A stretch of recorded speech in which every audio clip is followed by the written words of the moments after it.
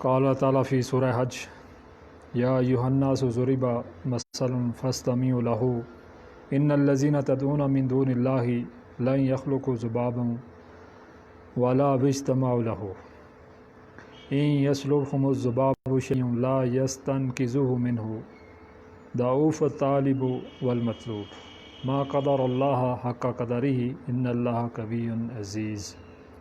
اللہ یستفی من الملائکۃ رسلا ومن الناس ان اللہ سمیع بصیر یعلم ما بین ایدیہم وما خلفہم وإلی اللہ ترجع الامور یا ایھا الذین آمنوا ارکعوا واسجدوا واعبدوا ربکم وافعلوا الخیر لعلکم تفلحون وجاہدوا فی اللہ حق جہادہ واجتباکم وجعل علیکم فی الدین من حرج ملۃ ابیکم ابراہیم ہوا سمعکم المسلمین من قبل وفی ھذا لیکون الرسول شہیدا علیکم وتکونوا شہداء علی الناس واقیموا الصلاۃ وآتوا الزکاۃ واعتصموا باللہ وہو مولاکم ونعم المولا ونعم النصیر صدق اللہ العظیم رب اشرح لی صدری ویسر لی امری واحلل عقدۃ من لسانی یفقہوا قولی۔ ہمارا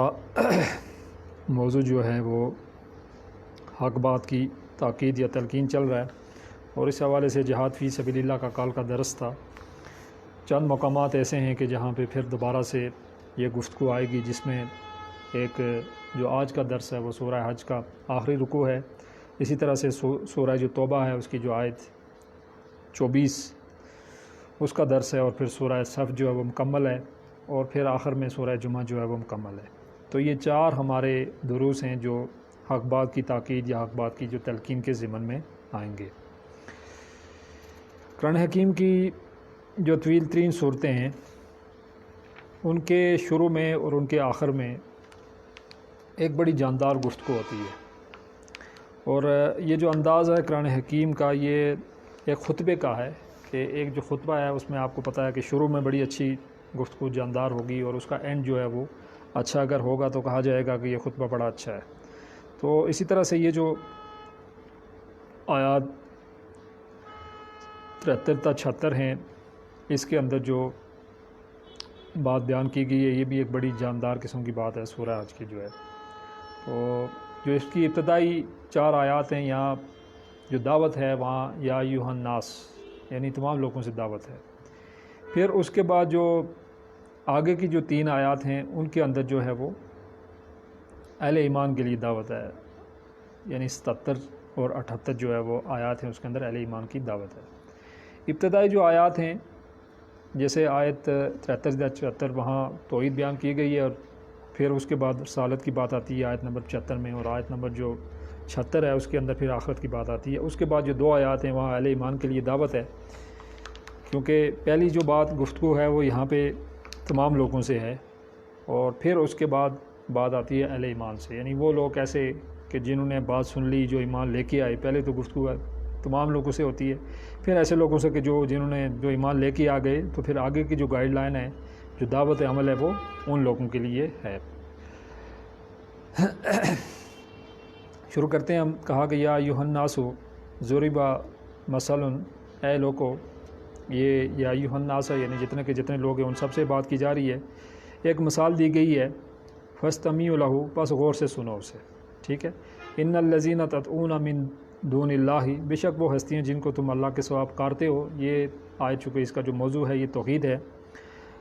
کہا کہ لن یخلقوا ذبابا، وہ ہرگز نہیں بنا سکتے ایک مکھی، ولا اجتمعوا لہ، اگرچہ وہ سب جمع ہو جائیں۔ اب آپ کو پتہ ہے کہ ہر جو آیت ہے اس کا ایک شان نزول بھی ہوتا ہے، اور وہ جو معاشرہ جس کے اندر نبی کریم صلی اللہ علیہ وآلہ وسلم جو ہے مبعوث کیے گئے، وہاں پہ بتوں کی پوجا کی جاتی تھی، اور بتوں کو بھی وہ اپنے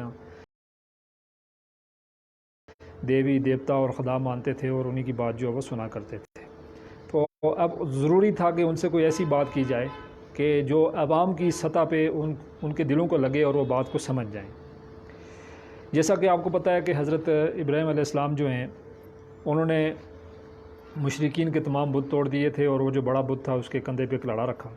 اور واپس جب آئے تو انہوں نے آ کے پوچھا کہ بھائی ان کو کس نے توڑا ہے، تو انہوں نے کہا کہ اس سے پوچھو، یہ جو سب سے بڑا ہے، کیونکہ آلہ قتل تو اسی کے پاس ہے، تو اس سے پوچھ لو۔ تو اصل کیا بات تھی؟ اصل یہ بات تھی کہ ان کو یہ بتانا مقصود تھا کہ یہ جو بت ہیں یہ آپ کی کوئی مدد نہیں کر سکتے ہیں، آپ کے کسی کام نہیں آ سکتے ہیں، بلکہ یہ ہے کہ یہ اپنی بھی کوئی مدد نہیں کر سکتے ہیں، اور اگر ظاہر یہ بول نہیں سکتے ہیں، چل نہیں سکتے ہیں، دیکھ نہیں سکتے ہیں، سن نہیں سکتے ہیں، تو یہ کیا کسی کی مدد کریں گے؟ اب اس میں ایک عوام ہے اور ایک آپ کو پتہ ہے کہ ایک جو اسکالر قسم کے لوگ ہیں ان کے ہاں تو ایک مختلف انداز پایا جاتا تھا۔ ان کا کہنا یہ تھا کہ ٹھیک ہے، یہ ہمیں پتہ ہے کہ یہ بولتے نہیں ہیں، لیکن یہ ہے کہ صرف اٹینشن گین کرنے کے لیے ہم ان کو سجدہ کر رہے ہیں۔ اصل سجدہ تو ہم رب کو کر رہے ہیں، لیکن اٹینشن گین کرنے کے لیے ہم نے ان کو سامنے رکھا ہوا ہے۔ لیکن جو عوام ہے، آپ کو پتہ ہے کہ وہ تو یہی بات سمجھتے ہیں کہ اصل میں یہ جو بت یہاں پہ کھڑا ہے یہی ہماری ضرورتیں جو پوری کر رہا ہے۔ تو عوامی سطح پہ ایک جو گفتگو یہاں پہ کی گئی ہے کہ ان کو یہ بات سمجھانے کی کوشش کی گئی ہے، یعنی اللہ تعالیٰ یہ بات کر رہے ہیں کہ بے شک وہ ہستیاں جن کو تم اللہ کے سوا پکارتے ہو، کیا ہے کہ وہ ہرگز نہیں بنا سکتی جواب، یعنی ایک مکھی ہے وہ بھی بنا نہیں سکتی، یعنی وہ کسی بات پہ قدرت نہیں رکھتے۔ مکھی آپ کو پتہ ہے کہ ظاہر ہے ایک چھوٹی سی جو چیز ہے مکھی ہے، تو اس کے بارے میں کہا کہ مکھی بھی نہیں بنا سکتے، یعنی کوئی چھوٹا سا کام، بلکہ آگے اس سے آگے بھی بڑی بات آ جاتی ہے کہ اگرچہ وہ سب جمع ہو جائیں، یعنی تمام کے تمام انسان مل کر اگر کوئی مکھی بنانا چاہیں تو نہیں بنا سکتے ہیں۔ اور جن کو تم پکارتے ہو، یعنی یہ یہاں بات انسانوں کی نہیں ہے بلکہ کس کی بات ہے؟ ان بتوں کی بات ہے، ان جو دیویاں اور دیوتائیں ہیں ان کی بات ہے کہ جن کو تم پکار رہے ہو وہ سب کے سب مل کے بھی تو یعنی ایک مکھی نہیں بنا سکتے ہیں۔ این یسلبھم الذباب شیئا، اگر مکھی ان سے کوئی چیز چھین کر لے جائے، یعنی اس سے بھی آگے بڑی بات آ رہی ہے کہ اگر مکھی جو ہے ان سے کوئی چیز چھین لے تو کیا ہو، اس کو بھی یعنی واپس نہیں لا سکتے ہیں۔ لا یستنقذوہ منہ، تو وہ ہستیاں اسے چھڑا نہیں سکتی۔ اور پھر آگے کہا کہ ضعف الطالب والمطلوب، اور لاچار ہے طالب اور مطلوب، یعنی مانگنے والا جو ہے وہ بھی لاچار ہے اور جو دینے والا ہے ان کے مطابق وہ بھی لاچار ہے۔ یہاں پر ایک بہت ہی بڑا جو پرنسپل ہے قرآن کا وہ بیان کیا گیا ہے کہ اصل میں جو انسان ہے اس کو انسان کہلانے کا حق اس وجہ سے ہے کہ وہ ایک بڑے مقصد کے لیے زندہ رہتا ہے، ٹھیک ہے؟ اور ایک ایسا انسان جس کا کوئی بڑا مقصد نہ ہو تو وہ حیوانی سطح پہ جو ہے اپنی زندگی گزارتا ہے۔ آپ کو پتہ ہے کہ مختلف جو انسان ہیں انہوں نے اپنے مختلف مقاصد بنائے ہوئے ہیں، ٹھیک ہے؟ کسی نے جو ہے پیسے کو جو اپنا مقصد بنا لیا ہے کہ یار میری زندگی کا مقصد یہ ہے کہ میں زیادہ سے پیسہ جمع کر سکوں۔ کسی نے جو ہے کوئی بڑا عہدہ جو ہے اس کو اپنا مقصد بنا لیا ہے کہ میں کیا کروں، کوئی بڑا عہدہ جو اپنی زندگی میں حاصل کر سکوں۔ تو یہ بھی ایک مقصد ضرور ہے، لیکن یہ ایک چھوٹا مقصد ہے۔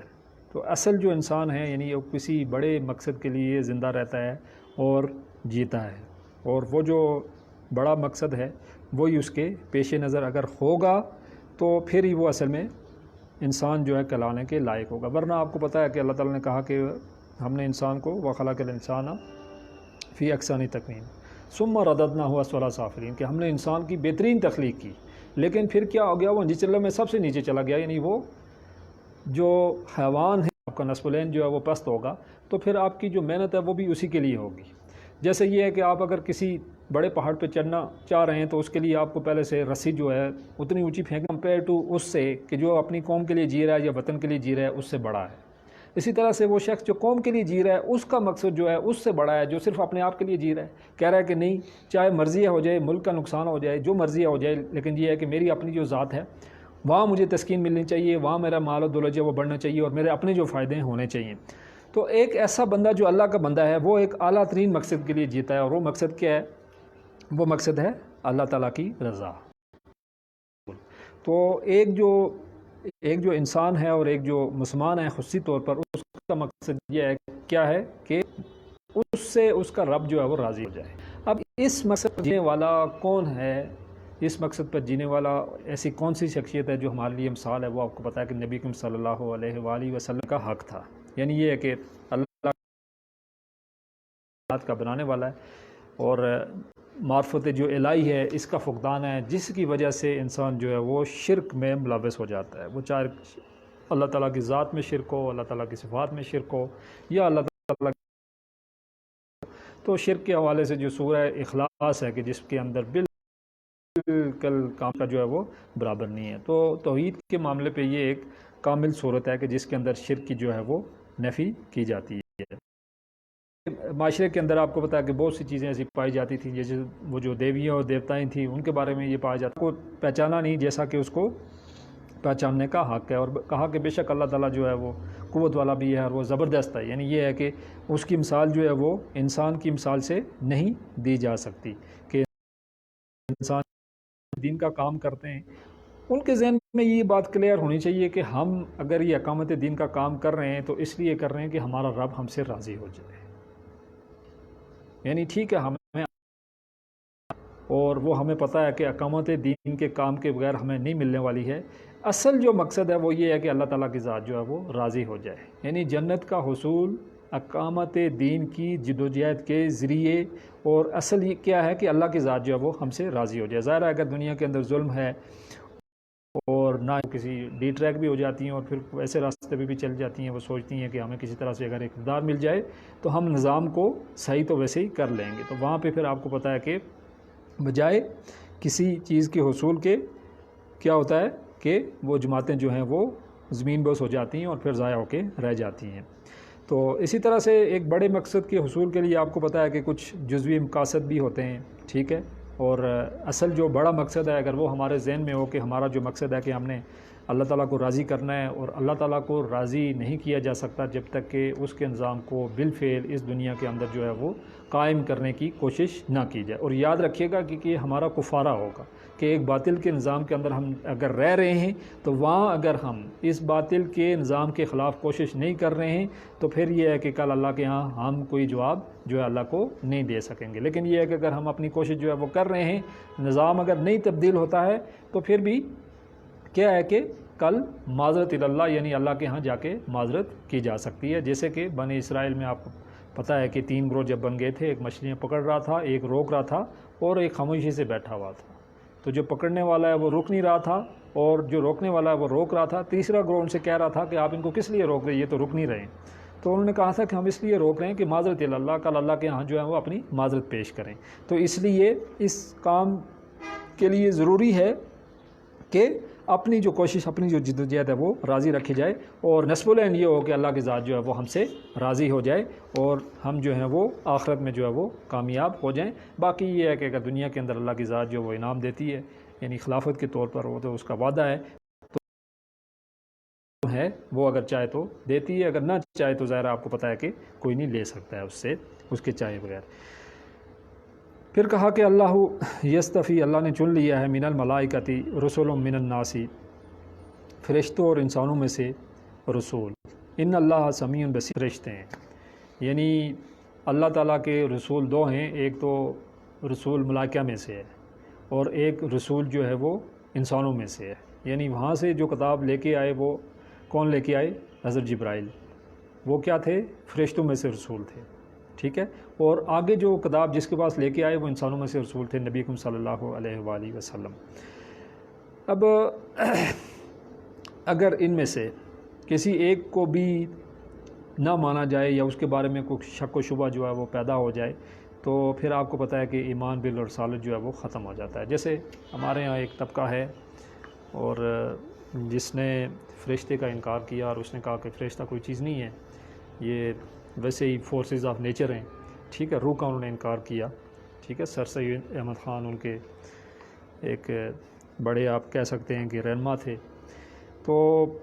جس کی وجہ سے کیا ہوا کہ آخر کار ان کو یہ بات بھی کہنی پڑی کہ اصل میں یہ کتاب جو ہے کہیں کوئی لایا نہیں ہے، بلکہ یہ ہے کہ یہ نبی اکرم صلی اللہ علیہ وآلہ وسلم کے اپنے ذہن کے اندر ودیعت کر دی گئی ہے، یعنی اس میں ڈال دی گئی ہے، یہ ایسا نہیں ہے کہ کوئی اس کو لے کے آیا ہے۔ تو جب آپ یعنی کسی ایک انکار کی طرف جاتے ہیں تو پھر اس کی وجہ سے کچھ اور انکار بھی آپ کو کرنے پڑتے ہیں۔ تو کیا تھا، یعنی سر سید احمد خان اصل میں یہ ہے کہ وہ سائنس کہہ رہے تھے کہ ایسی چیز جو ہمارے خواص خمسہ میں نہ آئی، یعنی وہ اپنی طرف سے ایک اچھائی کا کام کر رہے تھے جس کی وجہ سے ان کے ہاں جو ہے ایک کام ایسا ہو گیا کہ جو نعوذ باللہ یعنی رسالت پہ ایک جس کی وجہ سے بہت بڑا جو ہے وہ فرق پڑا، اور یعنی فرشتے کا انہوں نے انکار کیا، اور پھر انبیاء کے بارے میں بھی ان کا اسی طرح سے جو روح ہے اس کے بارے میں بھی، یعنی ایسی چیز آپ کو پتہ فرشتہ نظر نہیں آتا ہے، ارواح نظر نہیں آتے ہیں۔ تو یہاں پہ یہ بات ہے کہ اللہ نے چن لیا ہے، یعنی اللہ نے کس کو؟ ملائکہ کو بھی چنا ہے، ٹھیک ہے، ملائکہ میں سے بھی چنا ہے اور انسانوں میں سے بھی چنا ہے، ٹھیک ہے، اللہ نے چن لیا ان کو، وہ چنے ہوئے ہیں۔ اور اس حوالے سے یہ ہے کہ حضرت جبرائیل جو ہیں وہ ان کی ملاقات آپ کو بتایا نبی کریم صلی اللہ علیہ وآلہ وسلم سے کئی بار ہوئی، اور نبی صلی اللہ علیہ وآلہ وسلم نے ایک بار ان کو اپنی اصل شکل میں سدرۃ المنتہا پہ بھی دیکھا، اور وہ ایک ایسا ٹائم تھا کہ جب نبی صلی اللہ علیہ وسلم نے حضرت جبرائیل کو جو ہے وہ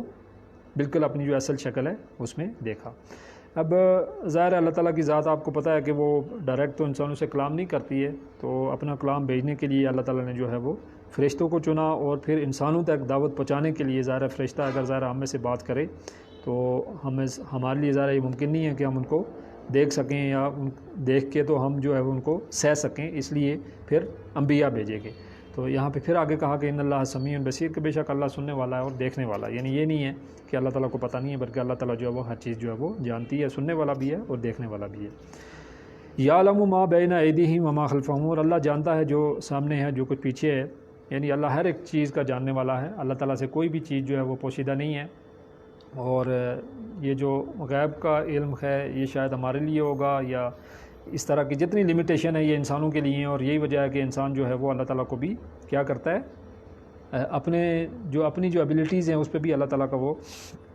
سوچتا ہے، سمجھتا ہے کہ شاید اللہ کی ذات بھی نعوذ باللہ یعنی اسی طرح سے بیہیو کر رہی ہو۔ تو اللہ کے بارے اللہ نے کہا کہ یعلم ما بین ایدیہم وما خلفہم، یعنی جو سامنے ہے اور جو پیٹھ کے پیچھے اللہ تعالیٰ اس کو جانتا ہے، کوئی ایسی چیز نہیں ہے کہ جو اللہ تعالیٰ جس کو نہیں جانتا ہے۔ وَإِلَى اللَّهِ تُرْجَعُ الْأُمُورُ، اور سب معاملات اسی کے حضور جو ہے وہ پیش کیے جائیں گے، یعنی یہ ہے کہ تمام کے تمام جو معاملات ہیں وہ اللہ تعالیٰ کے حضور پیش کیے جائیں گے۔ اور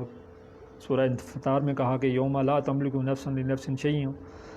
والامر یومئذ للہ، کہ جس روز کوئی کسی سے کچھ اختیار نہ رکھتا ہوگا اور حکم اس روز صرف اللہ کا ہوگا، یعنی قیامت والے دن جو آپ کو بتایا کہ کسی کا کوئی اختیار نہیں ہوگا، اور صرف جو ہے کیا ہے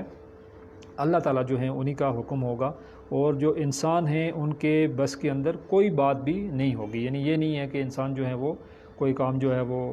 اپنی مرضی سے کر لیں، اور نہ ہی انسان کو آپ کو بتایا نہ اس دن کو سفارش کر سکتا ہے اور نہ کسی کی کو مدد کر سکتا ہے، بلکہ کیا ہے کہ اللہ تعالیٰ کی جو ذات ہے وہی جو ہے اس دن اسی کے پاس اختیار ہوگا، اور اگر کوئی اختیار کسی کو حاصل ہوگا تو اللہ تعالیٰ کی مرضی سے ہوگا، نہ انسان آپ کو بتایا کوئی سفارش کر سکتا ہے، نہ اللہ کی مرضی کے بغیر جو ہے کوئی بات جو ہے ایسی کر سکتا ہے کہ جو صحیح نہ ہو، یعنی تمام کی تمام چیزیں جو ہیں وہ اللہ تعالیٰ کے پاس ہیں، اور اللہ تعالیٰ جو ہے وہ ہر چیز کا جو ہے وہ جاننے والا ہے، اور ہر چیز جو ہے وہ اس کے پاس ہے۔ یا ایھا الذین آمنوا، لوگوں جو ایمان لائے ہو۔ اب یہاں سے جو دو چیزیں آئی تھیں وہ یہاں پہ اس ایک آیت کے اندر آ گئی ہیں، ایک تو ایمان لے کے آؤ، اور دوسرا جو ہے وہ کیا ہے، ایمان کے بعد عمل صالح یعنی عبادات۔ پھر کہا کہ وفعل الخیر، اور بھلائی کے کام کرو، لعلکم تفلحون، تاکہ جو پہلا تقاضا ہے وہ ہے ارکان اسلام جو ان کی ادائیگی، اور وہ جو ارکان اسلام ہیں جس میں سب سے پہلے کلمہ ہے، اور پھر اس کے بعد نماز، روزہ، زکوٰۃ اور حج، ان کی ادائیگی کا حکم ہے، ٹھیک ہے۔ یعنی ارکان اسلام میں آپ کو پتہ ہے کہ جہاد کا حکم نہیں ہے، ٹھیک ہے، لیکن باقی سارے کے سارے وہ ارکان ہیں، وہ سب کے سب جو ہیں فرائض ہیں، وہ سب کے سب جو وہ ضروری ہیں۔ تو یہاں جو سب سے پہلی بات کی جا رہی ہے وہ یہ کی جا رہی ہے کہ جو ارکان اسلام ہیں کیا کیا جائے، ان کی جو ہے وہ ادائیگی کی جائے۔ پھر اس کے بعد عبادت رب، اور عبادت کے حوالے سے وما خلقت الجن والانس الا لیعبدون، کہ ہم نے نہیں پیدا کیا جنوں اور انسانوں کو سوائے اپنی عبادت کے، یعنی عبادت جو ہے وہ اللہ نے جو انسان کو جو تخلیق کی ہے وہ اپنی عبادت کے لیے تخلیق کی ہے، اور عبادت سے مراد یہ ہے کہ اللہ تعالیٰ کی کلی اطاعت، یعنی یہ نہیں کوئی جزوی اطاعت، کچھ باتیں مان لیں اور کچھ چھوڑ لیں، جو ہمیں اچھی لگتی ہیں وہ تو ہم نے لی ہیں، اور جو بری لگتی ہیں یا جو ہمیں تھوڑی کم پسند ہے وہ ہم نے نہیں لی۔ کلی اطاعت ہے، وہ چاہے انفرادی زندگی ہے، وہ چاہے اجتماعی زندگی ہے، اس کے اندر جو ہے وہ اللہ تعالیٰ کی کرنی ہے۔ پھر اب ایک تو یہ ہے کہ عبد کا لفظ غلام کے لیے استعمال ہوتا ہے، اور غلام جو ہے وہ آپ کو پتہ ہے ضروری نہیں ہے کہ اپنی مرضی سے کوئی کام کر رہا ہو سکتا ہے آپ نے اس کو 10 کام بتائے ہوں، وہ ہو سکتا ہے ایک بھی اپنی مرضی سے نہ کرے، لیکن جو عبادت چوز ہے یہ اللہ تعالیٰ کو سخت ناپسند ہے، کہ کوئی چیزیں ہم لیں اور کچھ چیزیں ہم چھوڑ دیں، تو اس کے بارے میں بڑی سخت قسم کی وعید آئی ہے کہ دنیا کے اندر بھی ذلت اور رسوائی جو ہے وہ آپ کا مقدر ہوگی، اور پھر جو آخرت ہے وہاں بھی کیا ہے، ایک دردناک عذاب ہے۔ اور اللہ تعالیٰ یہ بات کہہ رہے ہیں کہ میں ان چیزوں کو، یعنی میں جانتا ہوں، ایسا کوئی نہیں ہے کہ ایسی کوئی چیز مجھے پتہ نہیں ہے۔ تیسرا جو کام ہے، ٹھیک ہے، یہاں پہ جو آ رہا ہے کہ وفعلوا الخیر، اور بلائی کے کام کیا کرو، ایسے کام کہ جس سے لوگوں کا بھلا ہو، ٹھیک ہے، اور کہا کہ خیر الناس من ینفع الناس، کہ تم میں سے بہترین وہ ہے جو لوگوں کو زیادہ نفع دینے والا ہے اور خیر اور بلائی کی جنت میں جانے والا بن جائے۔ اب یہ ہے کہ دنیاوی حوالے سے یہ ہے کہ ظاہر ہے دنیا میں اگر ایک ایسا معاشرہ ہے جو ظالمانہ معاشرہ ہے، تو ظاہر ہے ایک انسان کے لیے دنیا کے اندر اس درجے کی عبادت کرنا ممکن نہیں ہے۔ تو اس لیے انبیاء نے کوشش کی، نبی صلی اللہ علیہ وسلم کا کہنا ہے کہ انا امرت لیعدل بینکم، کہ مجھے حکم دیا گیا کہ میں تمہارے درمیان عدل قائم کروں، تاکہ یہ ہے کہ ایک ایسا نظام ہو کہ جس کے اندر دین اسلام پر عمل کرنا آسان ہو اور اس کی مخالفت کرنا جو ہے وہ مشکل ہو۔ تو اصل جو کام کیا ہے کہ انسانوں کی جو اخروی خدمت خلق جو ہے اس پہ کام کیا جائے، ٹھیک ہے، دنیا کے حوالے سے بھی جو ان کی ضرورتیں ہیں، جو ان کے کوئی اس طرح کا اگر کام ہے، کوئی بیمار ہیں ان کی عیادت ہے، یا اس طرح سے کوئی باقی جو بھی ان کے معاملات ہیں ان کے لیے بھی کوشش کی جائے، لیکن اصل جو ہے، اصل خدمت خلق کیا ہے کہ آخرت کے لیے ان کی کوشش کی جائے۔ نبی اکرم صلی اللہ علیہ وآلہ وسلم آپ کو بتایا کہ وحی آنے سے پہلے خدمت خلق کے کام بہت ہی زیادہ زور و شور سے کیا کرتے تھے، لیکن جب سے وحی آئی تو انہوں نے خدمت خلق کے کام جو ہے اس کو سیکنڈ پرائرٹی دی، یعنی اس درجے کی پرائرٹی جو ہے وہ نہیں دی۔ تو اسی حوالے سے ہماری یعنی جو کوشش ہے وہ بھی کیا ہونی چاہیے کہ ضرور کریں خدمت خلق کے کام، لیکن اصل جو خدمت خلق یہ ہے کہ انسانیت جو ہے وہ جہنم سے بچ کر جنت میں جانے والی بن جائے۔ اور یہ کس کے لیے کرو گے؟ لعلکم تفلحون، تاکہ تم فلاح پاؤ، ٹھیک ہے۔ یہ سارے کام جو ہیں، یعنی یہ جو سارے یہاں پہ کام آ گئے ہیں کہ یا ایھا الذین آمنوا ارکعوا واسجدوا واعبدوا ربکم وافعلوا الخیر لعلکم تفلحون، کہ اے وہ لوگوں جو ایمان لائے ہو، کیا کرو؟ رکوع کرو، سجدہ کرو،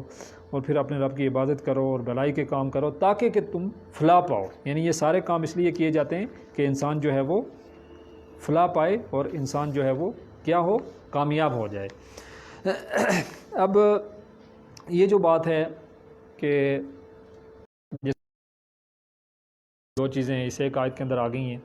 اس کے بعد آگے جو آگے آنے والی جو آیت ہے، اس میں سورہ عصر کی اگلی جو دو چیزیں ہیں، پہلی چیز تھی آپ کو پتہ ہے ایمان، پھر عمل صالح، پھر حق بات اور صبر۔